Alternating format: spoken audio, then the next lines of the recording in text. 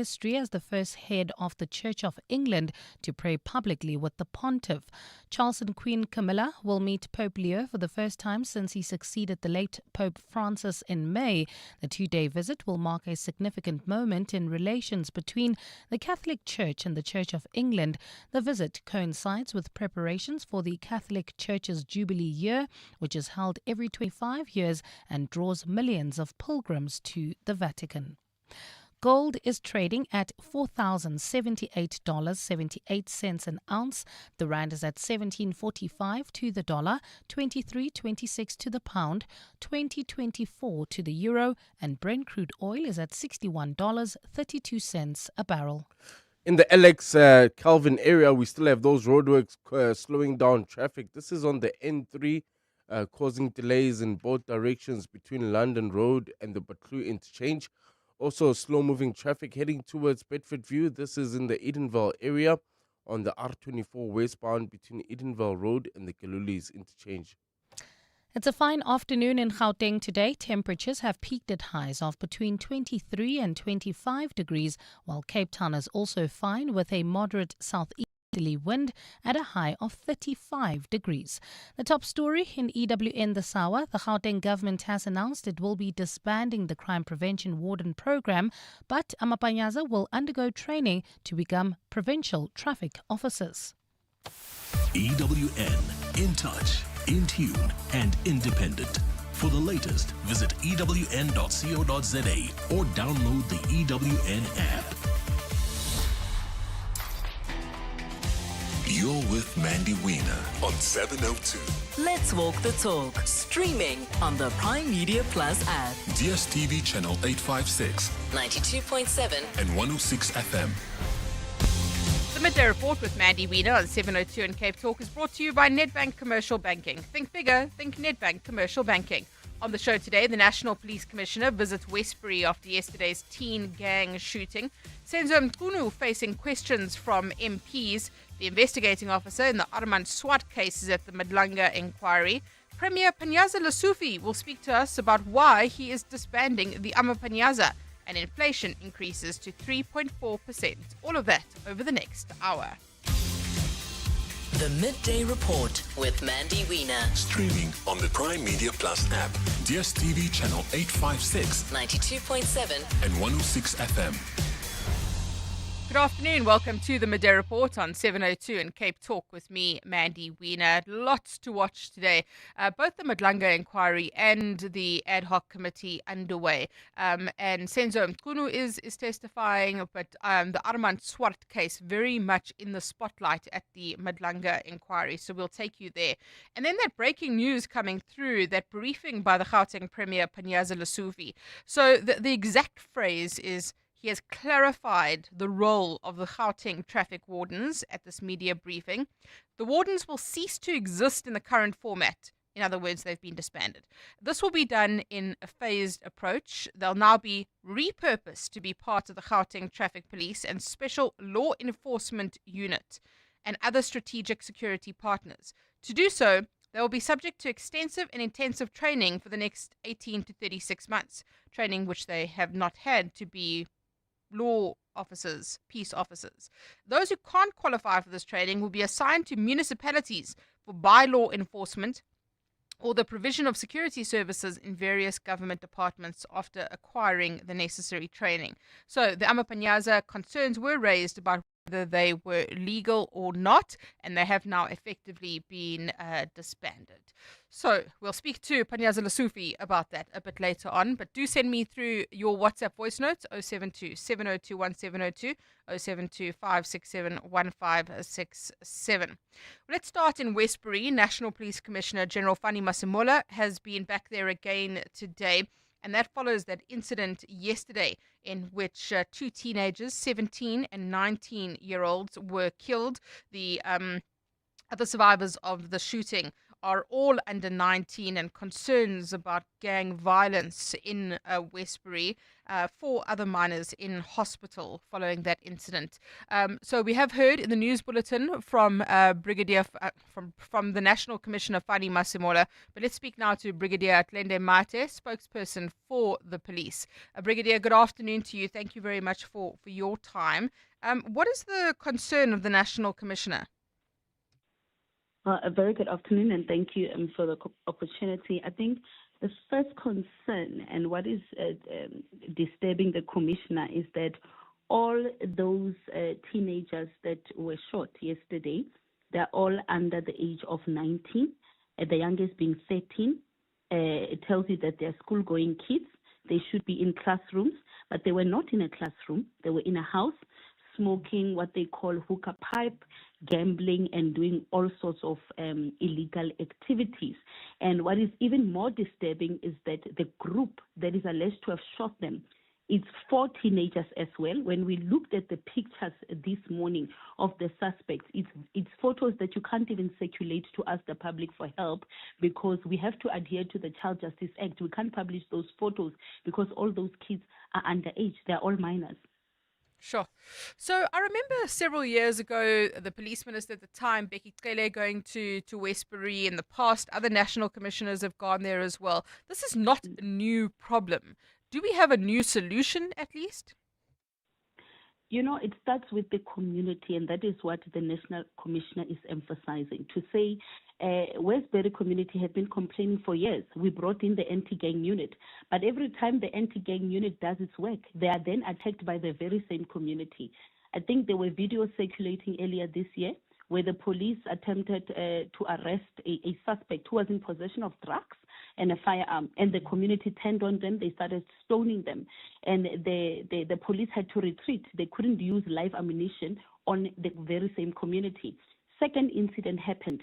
They started attacking the police when a person was found with an illegal firearm, and the police were trying to arrest that particular person. The very same community turned on the police, and that's why the commissioner is saying, I'm going to go back to Westbury, but now the community must tell me what must we do, because we've brought them the resources, we've brought them the more boots on the ground.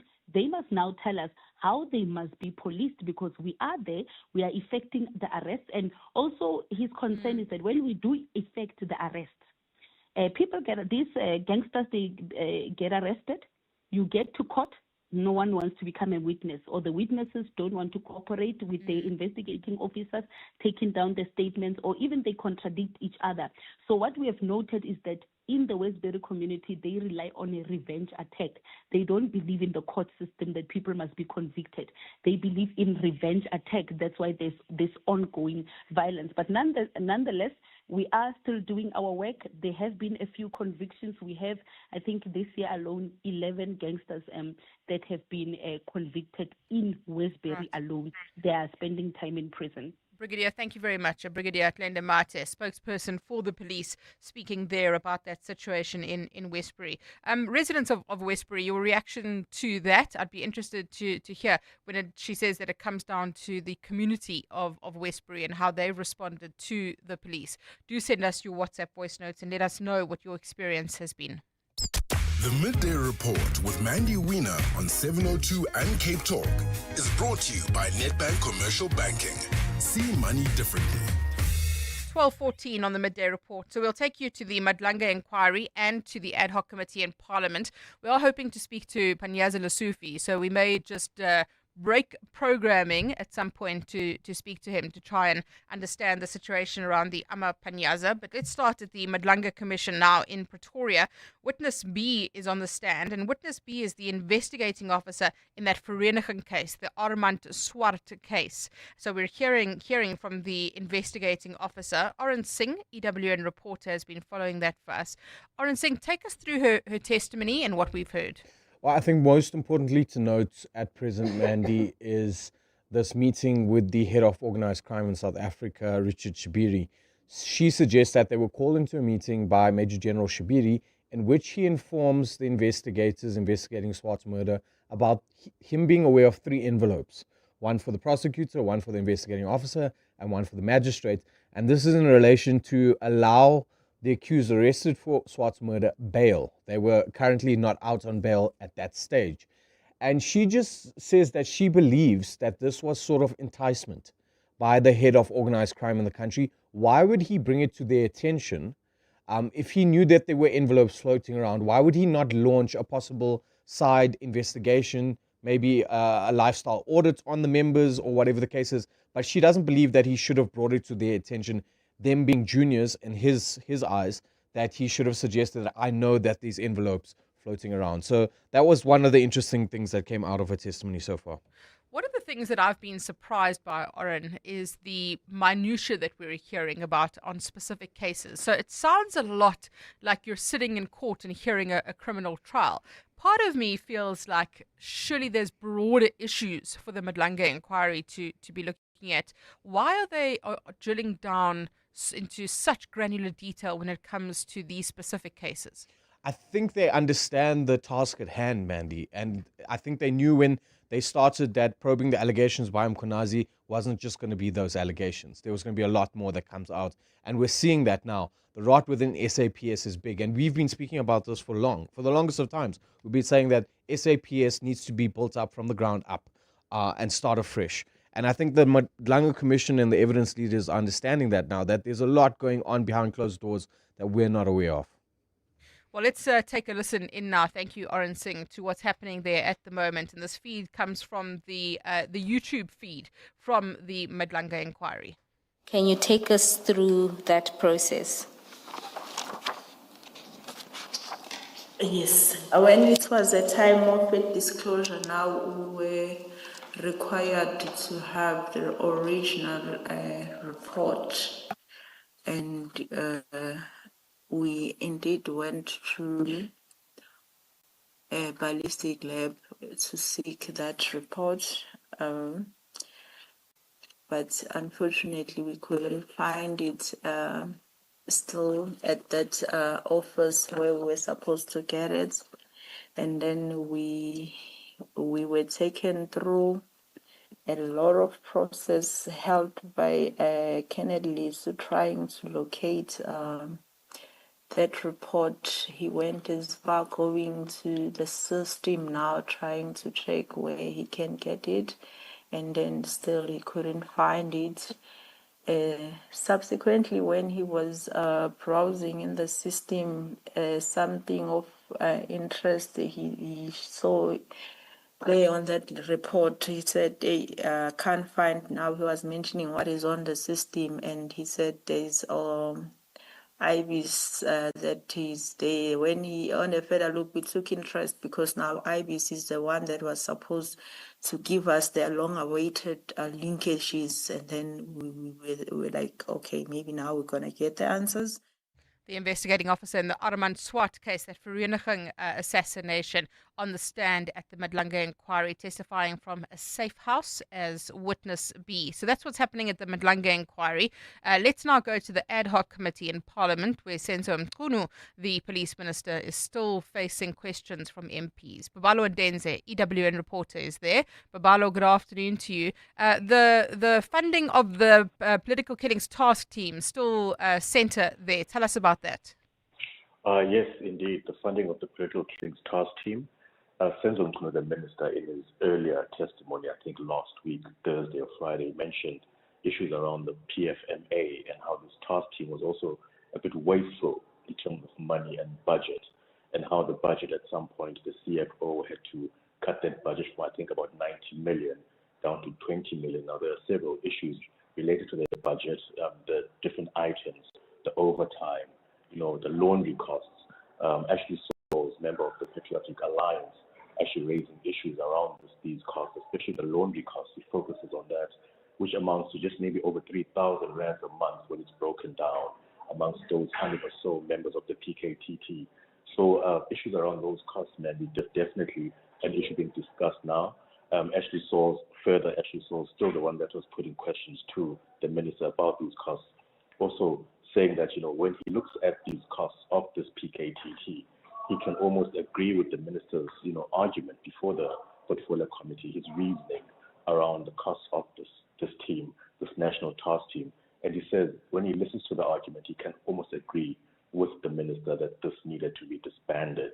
But besides that, besides agreeing with the minister, he also questions the minister, really on that directive and how that letter that the minister wrote doesn't seem to have been written by him. He speaks in the third person in the letter of directives, but ultimately he supports the reason behind the disbanding of the task team based on the financial implications, Mandy. Babalo, thank you very much. Babalo and Denze, EWN reporter. We'll take you to the ad hoc committee in a short while. Senzo Mkunu facing questions there, as Babalo has explained. 702, the Midday Report, Monday to Friday. 12 to 1 p.m.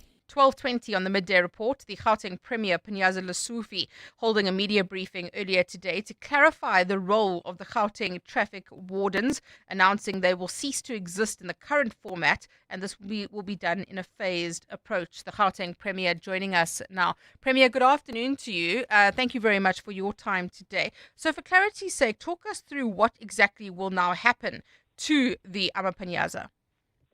Thank you so much, Mandy, and please kindly extend my greetings to our listeners. Well, as we've indicated in our intro, we have been having this kind of a unit to support law enforcement agencies, especially when they do raids, when they do roadblocks or sporting events, or to provide the necessary patrol at government activities. And it has indicated their commitment, and they've already done well in retrieving stolen cars, stolen guns, and identifying drug houses, drug cartels, and all other related issues. So within that context, we felt that we needed to find a way that they can continue in this format. But it's quite clear with the battles within the SAPS, one has been receiving letters, others either supporting, others opposing.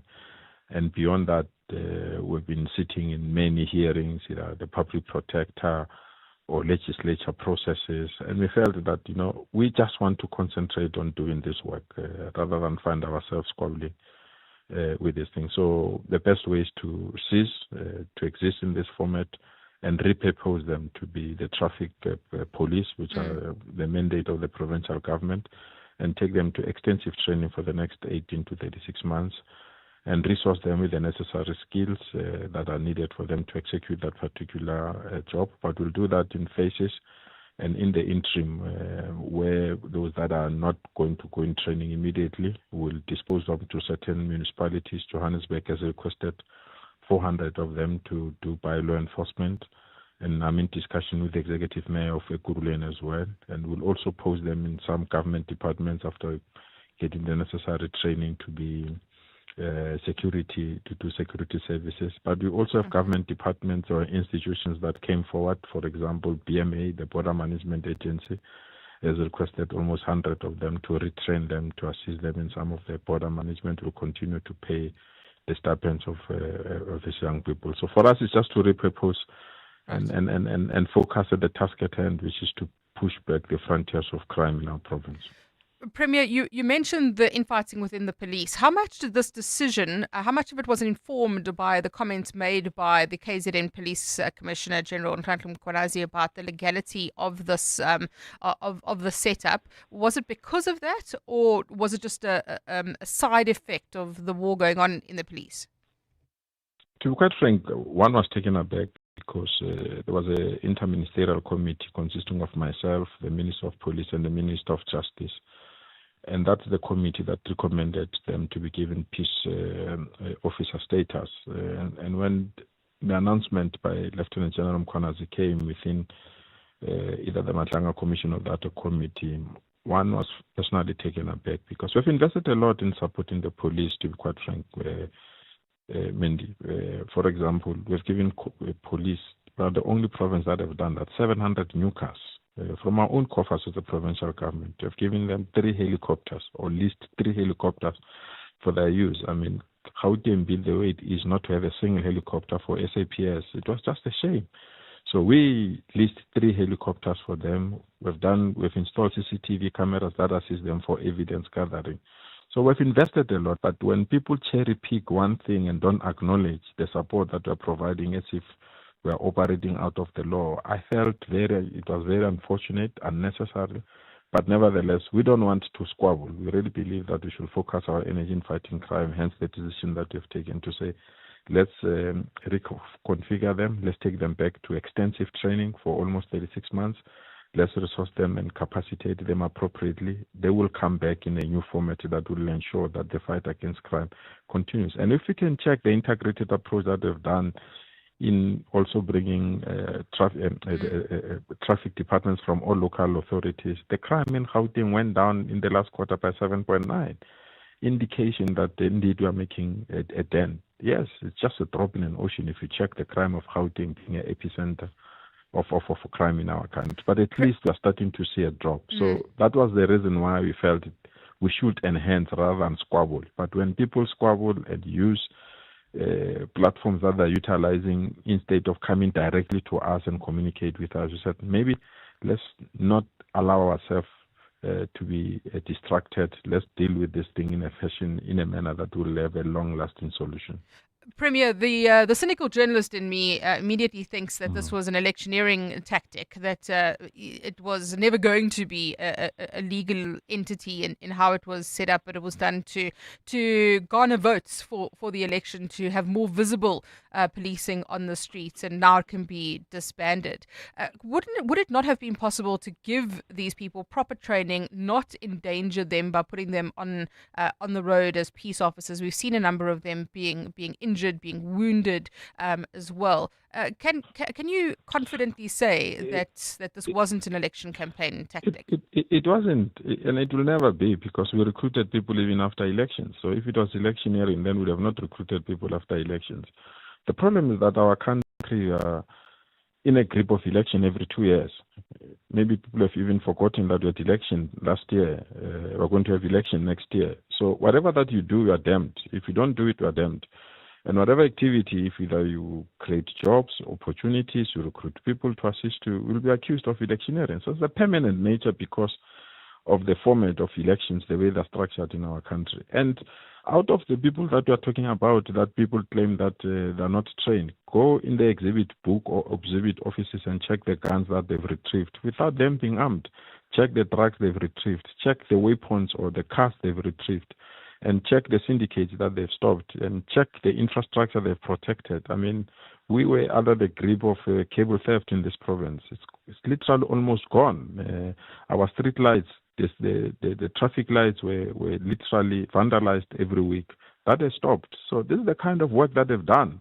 And it was not electioneering. It's for us to render services to our people and for us to ensure that we can deal with these things. But South Africans been cynical, untrustworthy, especially the gap between the trust deficit between ourselves and our citizens. I will not blame you to have that view, and that is why you will see even documentaries will focus on that point. But to have 8,800 people literally at sporting events, literally at escorting people in the morning when they have to go for buses or trains, they are not marked, their phones are not taken away from them. To have that kind of support, it can be purely and mainly be electioneering. It's a commitment that we have to fight crime. Hence, I'm challenging you. Look at the crime stats of Gauteng compared to other provinces. We've reduced crime in Gauteng by 7.9. That's the first. Always crime in Gauteng was galloping, going up. Look at the casualties, people that died during the last festive season. We are one of the two provinces that reduced those casualties by 25%. So it's a massive drop. But obviously, people will not see it from there. They will see it the way they want to see it and then conclude that this arrangement was electionary. And I can assure you it was not even closer to. It's my commitment and my willingness. That is why I even brought crime into my office, because the level of crime in our province is just unacceptable. We can't have economic hub of the country at 8 o'clock, go to any mall where people want to shop. They can't go shopping. Yep. Go to any area. People can't even enjoy themselves because of crime. So we have to do something to fight it, Mandy. Premier, this group, obviously, the wardens carry your name. It may be a slang term. They're called the Amapanyaza. Are you a little bit sad that this isn't your legacy? No, I don't work that way, and I didn't initiate the name. And even officially, I always tell colleagues that maintain the real name, because it's not about me. It's about my commitment to fight crime. I must be honest with you. If there is one thing, Mandy, that makes me to be uncomfortable to be called a premier of this province, is crime. You know, if you see what is happening in Westbury, it can't be normal. We can't accept that. The number of children that are missing, the number of people that are being kidnapped.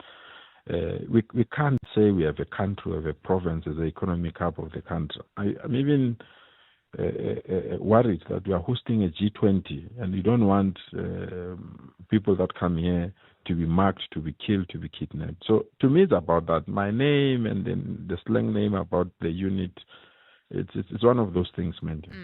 Premier, thank you very much. Gauteng Premier Panyaza Lesufi speaking to us there about the disbandment of the Amapanyaza. 12:30, time for Eyewitness News headlines. Thanks, Mandy. Good afternoon. The Gauteng government has announced it will be disbanding the Crime Prevention Wardens program, but Amapanyaza will now undergo training to become provincial traffic officers. The wardens were introduced in 2023, with some police experts expressing concern over their lack of training. The grandmother of two teenagers injured in a shooting in Westbury yesterday says the boys stopped attending school months ago after receiving threats from 4 suspects. The 4 suspects opened fire on 7 teenagers in the Westbury area yesterday. 2 teens died on the scene, while 5 others are recovering at the Helen Joseph Hospital. And the Department of Justice and Constitutional Development says its operations have been affected by Microsoft's Windows 11 system outage. A security upgrade by the international company has rendered Windows 11 PCs inoperable. The department says it has been hit by the widespread system error and it is working closely with the company's engineers to restore the affected devices. Those are the headlines. This EWN and more at 1 or as it happens. EWN Sport. Good afternoon. I'm Mawande Mateza. An outstanding batting performance from the lower order this morning and a few early wickets in Pakistan's second innings has given the Proteas the upper hand on day 3 of the second test.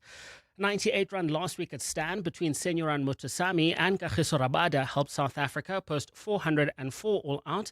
That was in response to Pakistan's first innings total of 333. Mutusami was unbeaten on 89 not out, while Rabada made 71, giving the Proteas a lead of 71 runs. And the latest score that I can give you is that Pakistan are on 32 for 3, still trailing by 39 runs. Banyana will be in action today. They'll play the Democratic Republic of Congo in the first leg of their women's AFCON qualifier. Bafana's preparations for that match have been far from ideal, as coach Desiree Ellis didn't travel to Kinshasa with the team, as she's still in negotiations with SAFA over a new contract. Ellis has been on a rolling month-to-month contract for the last 12 months. But Captain Refilo Jana says they have to put the distraction behind them and focus on getting the win. This is going to be an important match for our team. It's a very important match, especially for qualification to the next WAFCON. So we're hoping to get a positive result away from home. It will not be easy playing away, but we're hoping that with the team that we have, with the team spirit that we have, we will be able to fight for one another and try and get good results. Kickoff in that one is at 6 p.m. Also happening tonight, there are 3 league games in the Betway Premiership. Orlando Pirates will play Polokwane City. Stellenbosch will be up against Golden Arrows and Kaizer Chiefs will host Siwelele FC. All of those kick off at 7:30. Mawande Mateza, Eyewitness News Sport. EWN Traffic. Well, at this stage, if you are heading through the Alex Calvin area, we still have those roadworks slowing down traffic. This is heading towards the Germiston area on the N3 southbound between the Batlu interchange and London Road. Also bumper-to-bumper traffic that's in the Edenvale area traveling towards Bedford View on the R24 westbound between Edenvale Road and the Gililis interchange. Traveling through Houghton, there's slow-moving traffic. This is on the M1 southbound between the Killarney Bends and Jan Smuts Avenue. There's also slow-moving traffic. That's in the Mother City. On the N1 inbound, this is approaching the N7. If you come across any other traffic issues, please SMS us on 31702. We are also on X at EWN Traffic. There's more EWN on air, online, and on the EWN app.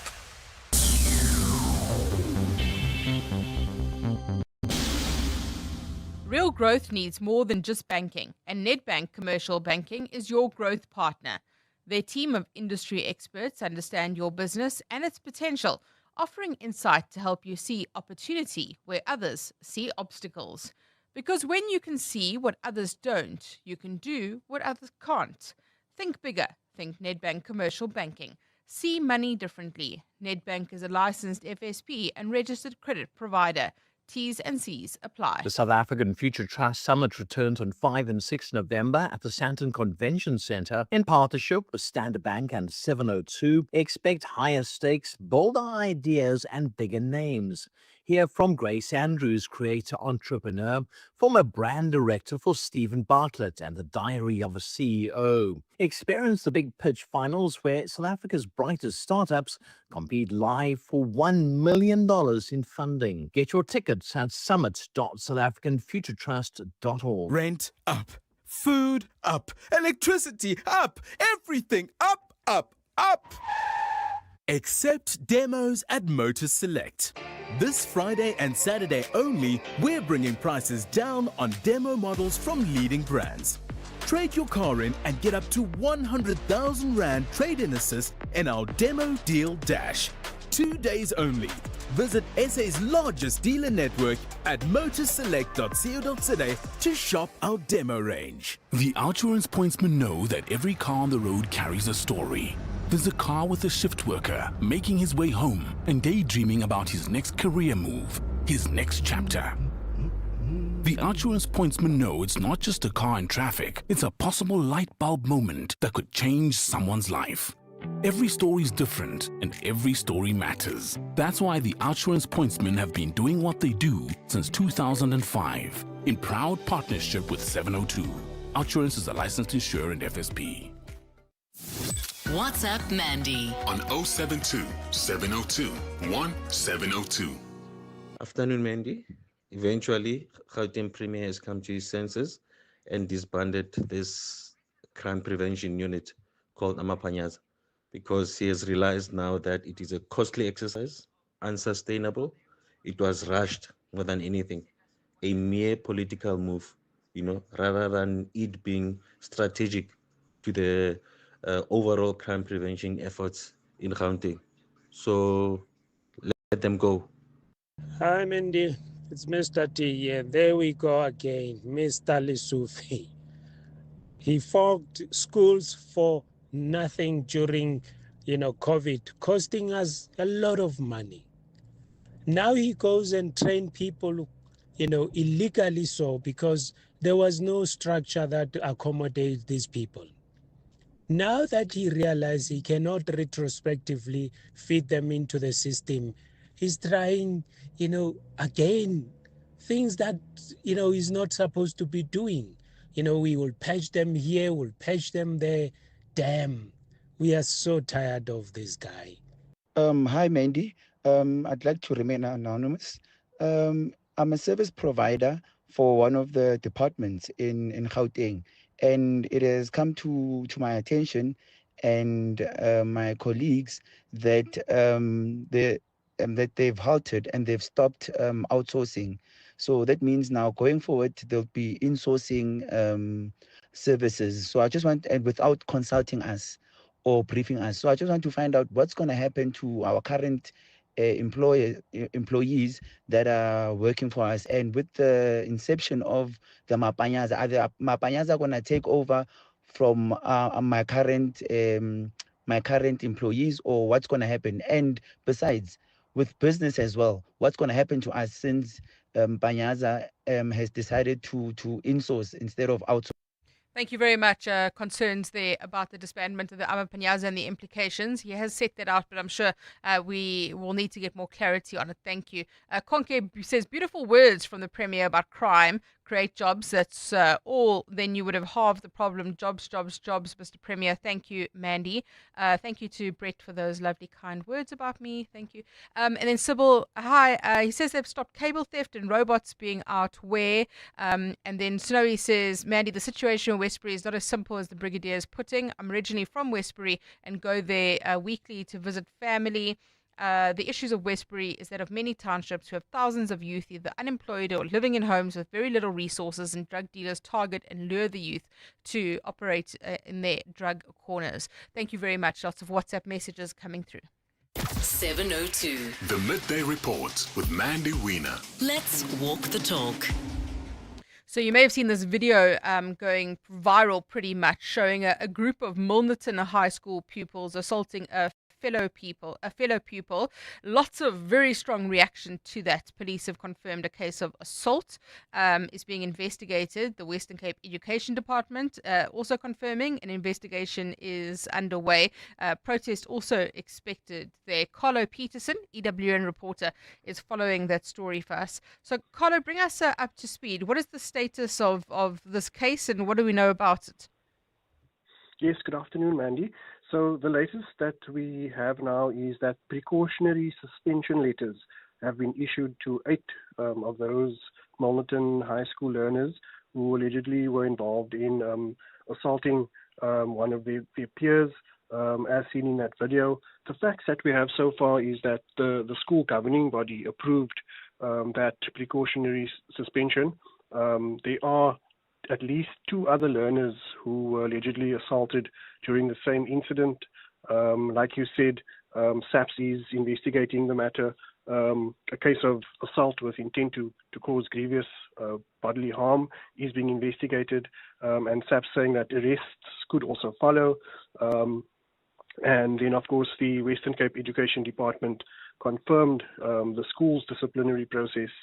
They have also urged the public to refrain from distributing that video, saying that people should be mindful also that matric learners are busy with their final exams. That relates to the possibility of protests at the school, and they've also appealed to the public to remove the video from social media platforms and report it as harmful content.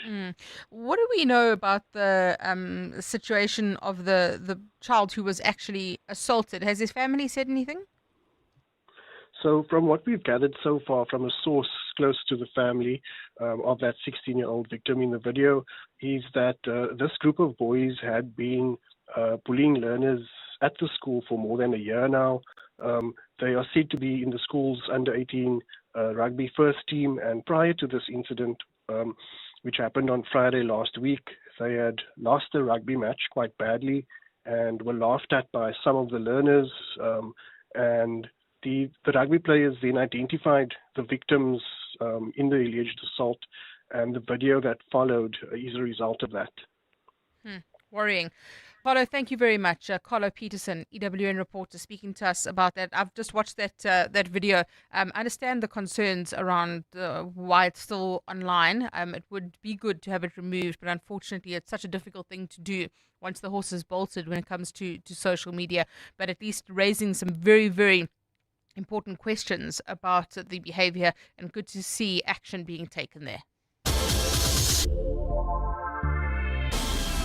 In business today, staying connected and efficient is everything. Vodacom Business is helping companies communicate, collaborate, and grow with smart, reliable solutions. This Thursday from 3 p.m, catch the afternoon drive with John Pillman as he chats to Vodacom Business about how they're helping companies work smarter and stay ahead in a fast-moving world. Only on 702, let's walk the talk. You are not dreaming. You are repeating. Insurance, pineapple. Insurance, pineapple. Insurance, pineapple. Insurance, pineapple. Pineapple FSP 48650 is underwritten by Omart Insure Limited, a licensed non-life insurer and authorized FSP. What do partners of the Gates Foundation do when facing the world's toughest challenges? They keep going. From discovering a plastic drape that helps detect excessive postpartum bleeding faster, to developing better bed nets to kill malaria-carrying mosquitoes, to researching an RSV vaccine that could save hundreds of thousands of children. For every problem, there are people who prove that progress is possible. The Gates Foundation, partners of human potential. Learn more at gatesfoundation.org/keep going. Small businesses are anything but small. They're the backbone of our communities, the dreamers, the doers, the ones who keep Mzansi moving forward. That's why 702 and Capitec Business Banking are putting them in the spotlight. Every Thursday between 6 and 8 p.m., catch Small Business Focus with Capitec, where we showcase the hustle, heart, and the secrets to thriving in today's economy. Your vision matters, and with Capitec, you're never building it alone. Small Business Focus with Capitec, the business bank for everyone. Thursdays between 6 and 8 p.m. on 702. Capitec Bank is an authorized FSP 46669. WhatsApp Mandy on 072 702 1702. Afternoon, Mandy.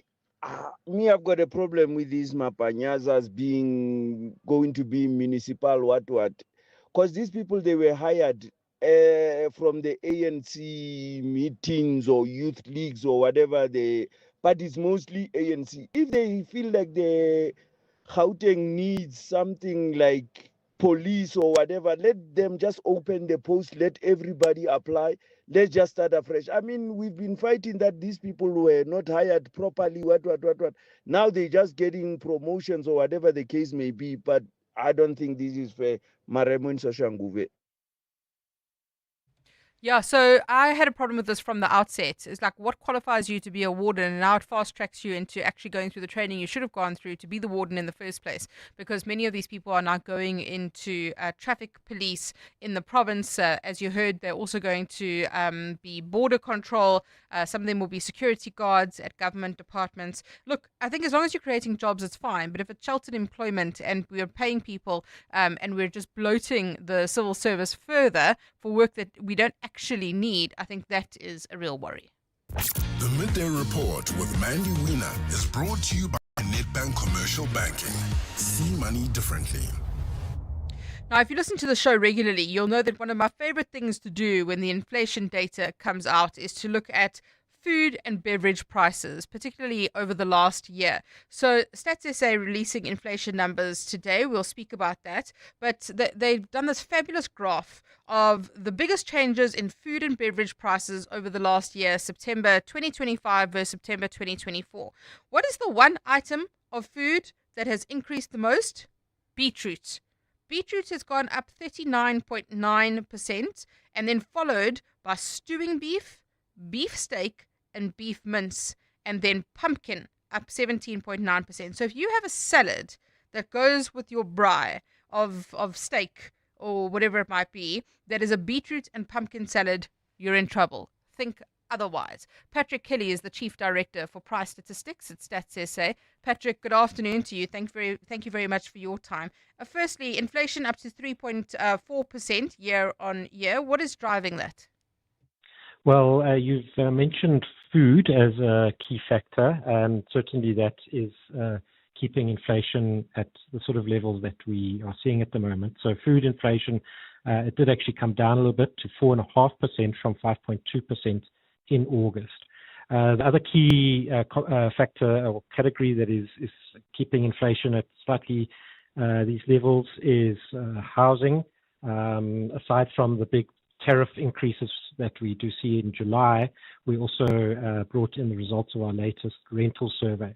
So housing rents actually make up the largest single component of the CPI, and they increased to 3.2%, up from 3% in the previous quarter. I'm interested in the price of meat. You mentioned food as a driver of that. I understand meat, of course, we had foot and mouth, other issues as well. But beetroot, what's that about? You know, vegetables are generally very volatile. So if you look at that same graph that you were describing with a very high annual increase for beetroot, beetroot is also on a monthly basis the biggest decrease in price, 16.6%.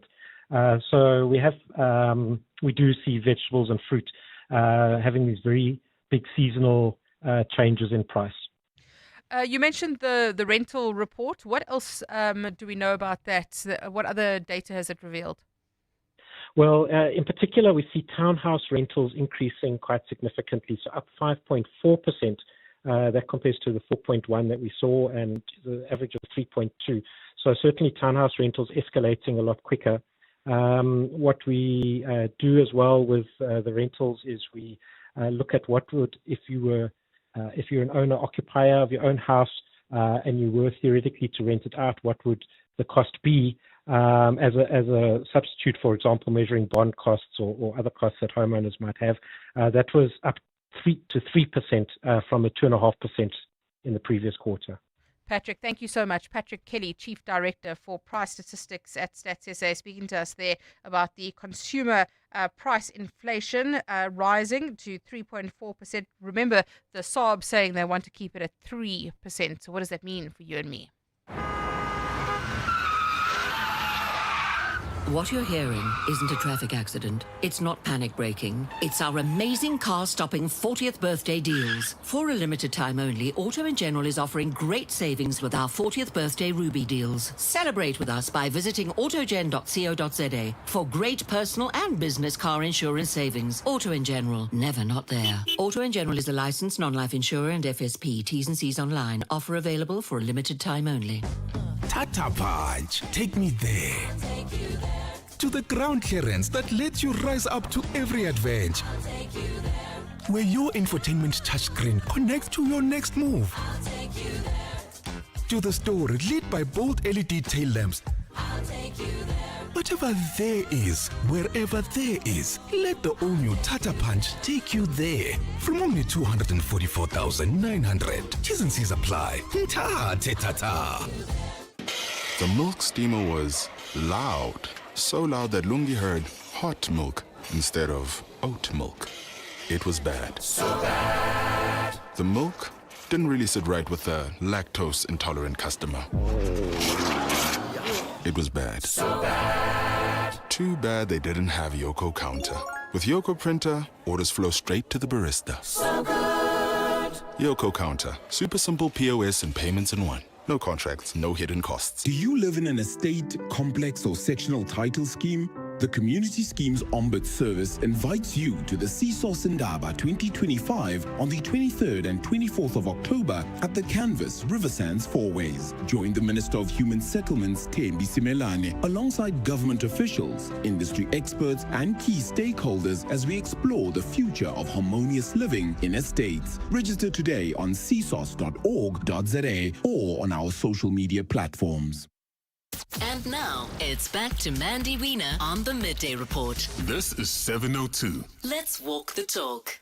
12:52 on the Midday Report with me, Mandy Wiener. Parliament's Joint Standing Committee on Defence Chairperson Dr. Malusi Gigaba, calling for those who are found to have entered South Africa illegally to be prosecuted. Remember, there was that bus crash on the N1 near Louis Trichardt in Limpopo last week, 42 people dying, but it has since emerged that 91 of those passengers did not have identification documents.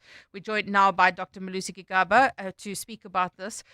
Dr. Gigaba, good afternoon to you. Thank you very much for your time. Say, before that, an activist... Let's just sort that out very quickly. We've got Malusi Gigaba joining us via Zoom. Dr. Gigaba, good afternoon to you. I don't think you sound like Stephen Grotes, but let's try and see what you do sound like. Yes, good afternoon again, and good afternoon to the listeners at home.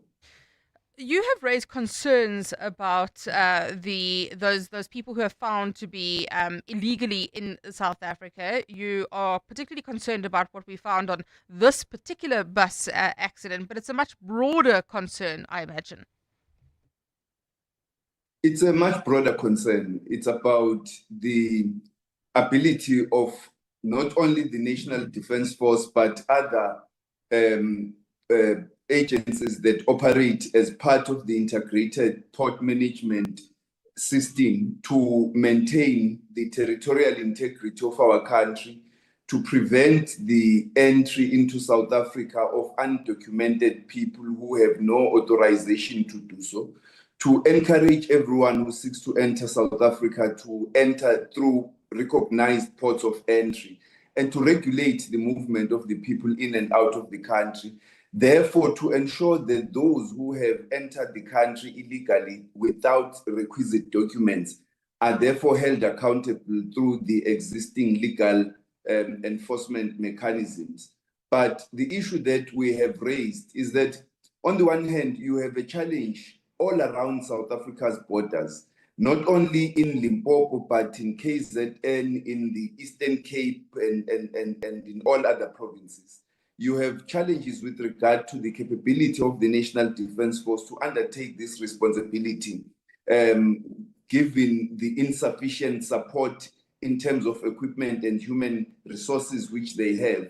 But you also have to ensure that those who have been caught to have entered the country are then taken through the criminal justice system. We know that the responsibility, of course, for the borders does fall in a combination, as I understand it, of the Defence Force, but also Home Affairs that manages the border. Is there collaboration between the two? Would you like to see greater collaboration? And also, you've raised concerns around funding as well. There is collaboration between the Border Management Authority as well as the SANDF, and between the two departments overseeing these two entities. The problem is that you do not have enough boots on the ground. You do not have enough numbers of soldiers. They don't have enough equipment that will enable them, including through technology, that will enable them to undertake this mammoth task with great competency. And you don't have enough numbers of BMA officers there, and that also have sufficient technological support. So you really have to drastically increase the resources, the funding of these two agencies, if you must successfully deal with the undocumented migration into South Africa. And you need to improve collaboration between South Africa and our neighbors, so that they also undertake their own responsibility to ensure that they protect South Africa's territorial integrity, we protect theirs, and we deal with all the problems which could accrue as a result of this undocumented illegal migration between the countries. Dr. Gigaba, you were once the Home Affairs Minister yourself. Have you seen this issue deteriorate since then, or do you think this is something we could have stemmed a long time ago? You know, if we had provided resources a long time ago, as was requested previously by my predecessors and those who succeeded me, we would have stemmed the tide of this illegal migration. But there has been a great improvement in terms of the establishment of the Border Management Authority, its deployment, the improvements at the Beitbridge port of entry, and the impending overhaul of the Beitbridge port of entry, which is expected to start next year with the introduction of a smart border that will greatly improve the operation of the border. But there is a lot of challenges that we are still facing, including the operation along our borderline of syndicates that transport people and goods in and out of the country. Dr. Malusi Gigaba, I'm afraid we're out of time, but thank you so much for speaking to us there, the chairperson of the Standing Committee on Defence.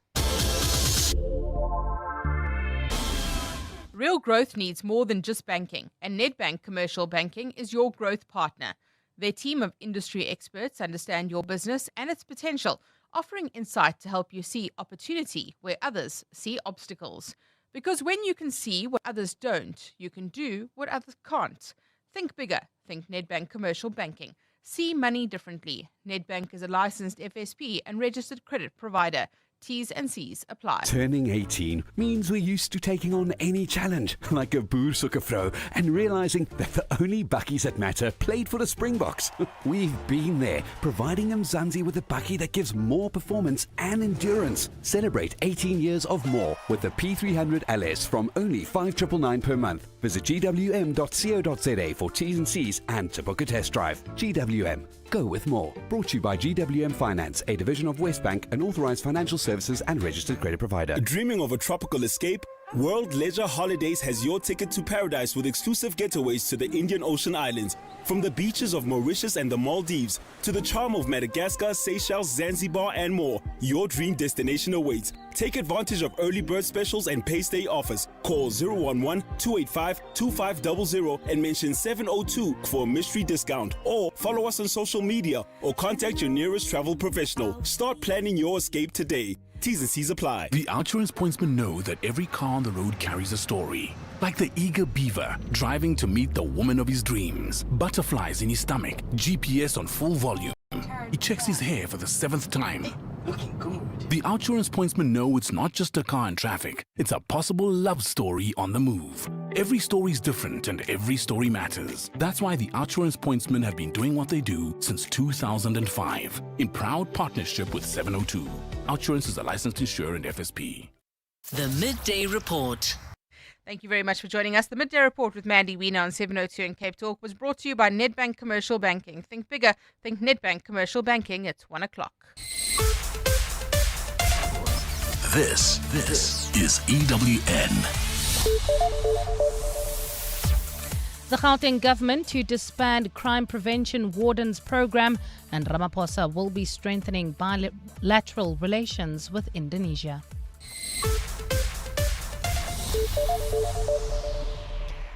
Good afternoon, I'm Bali Zamini. The Gauteng government has announced it will be disbanding the crime prevention wardens program. Good afternoon, I'm Bali Zamini. The Gauteng government